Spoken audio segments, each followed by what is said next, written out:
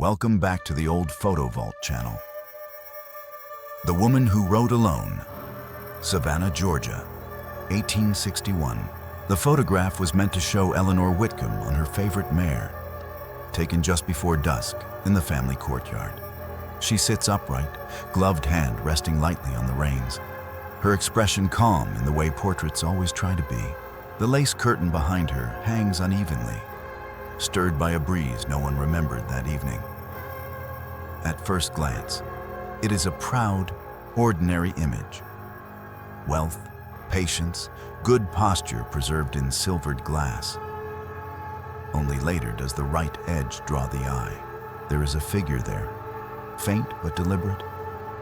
A man guiding the horse forward, though Eleanor's hands already hold it still. His boots touch the ground, yet cast no shadow. Records say her stable hand, Thomas Reed, died of fever the winter before. Eleanor never rode again after this photograph. The horse was found waiting alone at the gate each morning, reins warm as if recently held. The third cup, Bath, England, 1907. The photograph shows the Whitmore sisters at afternoon tea, taken in the front parlor while the light was still polite. Margaret pours carefully, her wrist angled just so, while Helen lifts her glasses to read the clock on the mantel. The table is properly set, the cups aligned, the lace cloth freshly pressed. Nothing appears out of order. It was meant to mark a small reunion after their mother's death. A way of proving life had returned to normal routines. Only when the plate was developed did someone notice the space behind the potted palm. There is a third presence there, standing too close to the wall, its outline pale and unfinished, as if still waiting to be invited forward. Family letters later mention an older sister, Edith, sent away years earlier and never spoken of again. The unsettling part is the extra teacup, already poured, untouched, resting at the far edge of the table, where no one was meant to sit. The Breath That Stayed, Haworth, England, 1997. The photograph was taken to document a family grave. Nothing more. Thomas Whitby stood just out of frame, waiting for the long exposure to finish while the grass dampened his shoes. The headstone was clean, recently set, its lettering still sharp enough to catch the lantern light. Elizabeth's name read clearly, followed by dates that ended too soon. The night air was cool but ordinary, and the cemetery lay quiet except for insects and the faint sound of wind in the ferns. Only later did the mist draw attention. It curls low around the stone, not drifting, but gathering, as though exhaled deliberately. It is thicker near the carved names, thinning as it rises, shaped almost like a mouth pausing between words. Thomas insisted there had been no fog that evening. Afterward, neighbors said he avoided the grave, claiming the air there felt warm against his face. The stone remains cold. The space above it never is. The face behind the pane, New England, USA. Unknown year. At first glance, this looks like a still pulled from an old film, or perhaps an experimental piece of art meant to unsettle. The window is divided neatly, the glass aged, the frame worn in a way that feels intentional. Was this staged? Was someone meant to stand there? That question lingers longer than it should.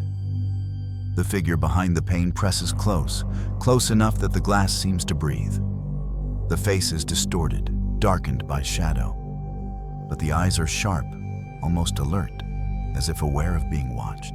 One hand rests against the window, leaving a faint fog where the skin meets the cold surface. If this is cinema, the scene never cuts away. If it is art, the subject never relaxes. The unsettling part is how natural it feels, like an interruption rather than a performance. Look carefully. Does it feel like something pretending to be human, or something caught unexpectedly in the act of looking back? The Face the Tree Kept, rural Devon, England, 1998. It began as an ordinary photograph taken during a summer walk, meant to capture the old oak at the edge of the field. The bark had split from age and weather, nothing unusual for a tree that had stood there longer than the road beside it. Sunlight filtered through the leaves, and the day felt open and quiet. Only later did someone notice the shape within the rot. The hollow darkens into something like a forehead, a nose, a mouth set slightly ajar, as if caught mid-thought. Once seen, it is difficult to ignore. The longer you look, the more familiar it becomes. Less like damage and more like recognition. Neighbors said the tree had been struck by lightning years earlier. The same summer, a man disappeared near the fields and was never found. The rot continues to deepen, but the shape remains. New growth forms around it carefully, as though the tree is protecting something it chose not to forget. The One Who Didn't Drink. Midwest, USA. 1954. The photograph was taken after dinner, when the house had settled into laughter and smoke. The three women stand comfortably before the fireplace, dresses pressed, glasses raised, each of them performing the ease expected of the moment. It could have been a publicity still or a playful experiment with posing, something meant to look a little bold and modern. At first, that's all it seems to be. But then the right side of the frame asks a question it doesn't answer. Behind the wall, just past the bench, a figure appears. Pale, upright, unfinished, as though the room forgot to close around them. Was this staged for effect? A trick of exposure, or something borrowed from a film set? The women never looked that way. None of them hold a fourth glass. What unsettles is not the shape itself, but how politely it waits, like someone included too late, standing quietly until someone remembers they were there all along. She never left the porch. Ohio, USA, 1916. The photograph shows Mrs. Eleanor Price standing in front of her house, hands folded neatly, apron clean, posture careful. It was taken in late afternoon, when the lights softened the siding and the garden stopped casting sharp shadows. She had lived there most of her life, and neighbors said she liked to be photographed only once a year, on her birthday, always in the same spot. At first, nothing seems unusual. Then the shape appears beside her skirt, low and pale, like a child half remembered by the lens. It isn't sharp enough to name. Only the suggestion of a small figure leaning close, as if pressed into her side. Eleanor's granddaughter, Lucy, had died 2 summers earlier, slipping quietly into illness and then out of it. After that, Eleanor refused to sit indoors. She said the porch felt warmer. In every photograph taken there afterward, the same faint shape remains, never clearer, never gone, standing exactly where a child would choose to be. The seat that was never empty. Boston, Massachusetts, 1903. The photograph captures a family dinner meant to feel orderly and complete. The table is set carefully, flowers arranged at the center, plates already cleared of most of the meal. The father sits upright, composed, while the children face one another in practiced silence. Everything about the room suggests routine. Heavy curtains drawn, the clock marking time without comment, the mirror reflecting what the eye expects to see. Only later does something begin to feel crowded. Near the left side of the table, close to the dresser, a pale shape lingers, barely distinct, as if someone rose too slowly during the long exposure. Family records mention a daughter, Anne, who died the previous winter and was said to have always sat there, refusing to trade seats with anyone. After her death, the chair was kept in place out of habit. No one ever used it again. In every photograph taken at that table afterward, the space remains filled, as though the family never truly learned how to set one place fewer. The child in the passage, Hartford, Connecticut, 1908. The photograph shows an evening settled into its proper shape. Mr. and Mrs. Caldwell sit across the parlor, each absorbed in a book. The fire steady and polite, the room arranged to suggest comfort rather than conversation. The clock on the mantel keeps good time. The flowers are fresh. Everything appears finished. Only the doorway behind Mr. Caldwell refuses to stay empty. There, between the drawn curtains, a small figure stands, faint as breath on glass. It looks like a child wearing a nightdress, hands held close, as though waiting to be noticed without daring to interrupt. At first, it seems like a trick of light or a curtain caught mid-sway. But the Caldwells had lost their youngest son the year before, taken suddenly by fever, always wandering the house at night when sleep escaped him. What unsettles is not that the child appears, but that neither parent turns around. The room looks peaceful, as if nothing there feels unfinished at all. The One Who Waited in the Orchard. Kent, England, 1901. The photograph was meant to mark a quiet afternoon, nothing more. The sisters posed beneath the apple tree, dresses pressed, hands arranged with care, the fence behind them keeping the world politely at bay. The older woman stood steady, her palm resting on the chair as if to anchor the moment, while the younger sat with a practiced calm learned from many such sittings. It is an image of patience and familiarity, the kind families kept without much thought. Only later does the background begin to trouble the eye. Between the leaves and the fence, a third woman appears, pale and indistinct, her face softened as though already fading from memory. She stands too close to belong to the scenery, yet too far to be part of the pose. Family letters mention a cousin, Margaret Hale, who died the previous spring and loved this orchard above all others. What lingers is how naturally she stands there, waiting as if the photograph simply forgot to leave her out. The shadow that wasn't hers. Iowa, USA, 1978. The photograph was taken in the kitchen just before dinner, meant to capture a small joke about the baby on the way. The room is ordinary and warm. Spice jars lined neatly on the wall, the stove clean, the sink still damp from washing vegetables. She stands smiling, one hand resting on her belly, comfortable in the way a house learns a body over time. At first, nothing feels wrong. Then the wall beside the refrigerator asks for a second look. A shadow stands there, tall and narrow, shaped like a person who is not in the room. It does not match her posture, her height, or the angle of the light. The kitchen light was the only one on that evening. There was no one behind her. Years later, she said she always felt watched while cooking after that day, as if someone stood patiently near the sink. The unsettling part is how calmly the shadow waits. Close enough to belong, yet never once stepping forward into the light. The Eye in the Wagon. Carpathian Foothills, Romania, 1896.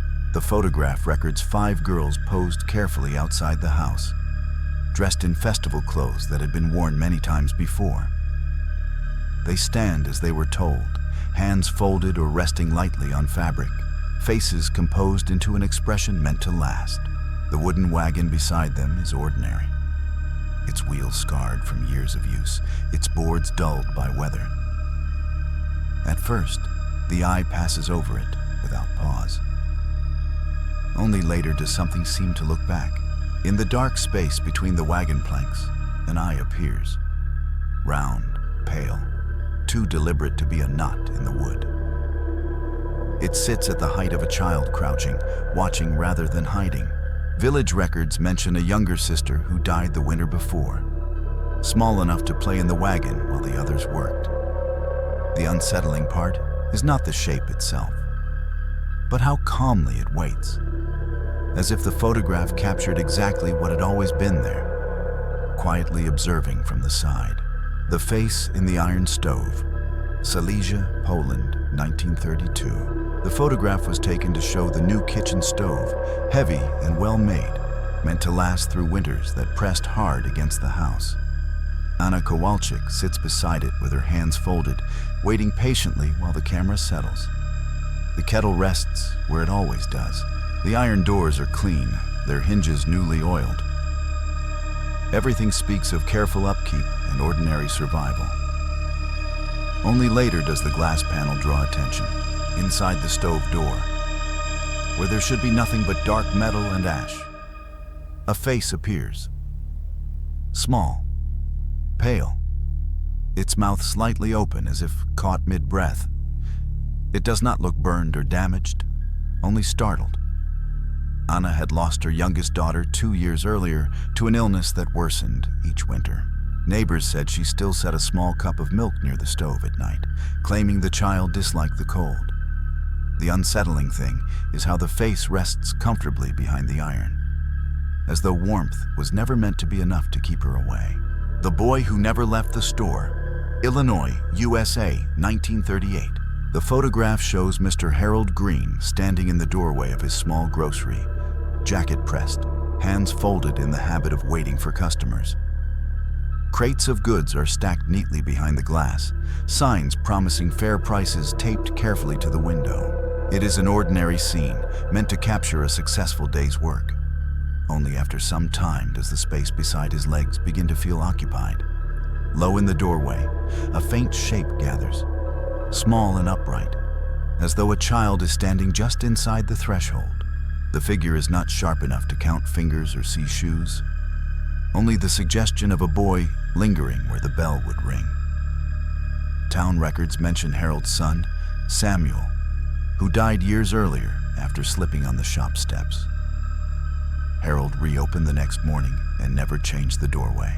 The unsettling part is how the boy's shape aligns perfectly with the entrance, as if the store was never meant to open without him there. The Woman by the Mail Car, Mississippi, USA, 1951.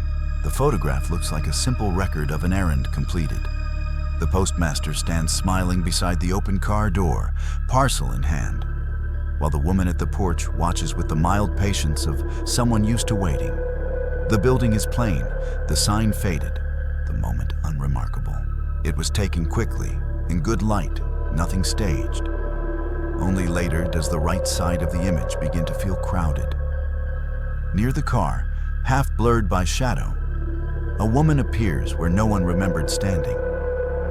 Her shape is soft, unfinished, as if she stepped forward just as the shutter closed.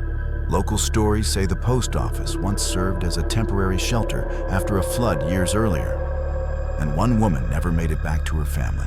What unsettles is not that she appears near the mail car, but that she stands exactly where letters change hands, as though still waiting for something addressed to her that never arrived. The One Who Watched the Tea, New Hampshire, USA, 1902. The photograph shows a small gathering arranged for the afternoon. Chairs pulled close, teacups balanced carefully on a narrow table. The women sit as they were told, hats pinned, skirts smoothed, faces settled into polite attention. It was meant to be a picture of conversation and weather, nothing more. The house behind them appears quiet, its clapboard walls pale in the light, the vines clinging where they always had. Only later does the upstairs window begin to matter. Behind the glass, a face looks out, pale and intent, watching the group below without expression. It is too clear to be a reflection, too centered to be chance. Family letters mention a younger sister confined indoors after a long illness, who rarely joined gatherings but insisted on hearing every detail afterward. What unsettles is not the face itself, but how patiently it waits, as if the tea was never meant to begin without her watching first. The extra place at the table, Bavaria, Germany, 1964. The photograph was taken after dessert, when everyone had finally settled close enough to fit into the frame. Glasses were still half full, jackets loosened, smiles held a little too long for the camera. It was meant to be an ordinary family record, the kind tucked into an album without comment. At first, that's all it appears to be. Then the table begins to feel wrong.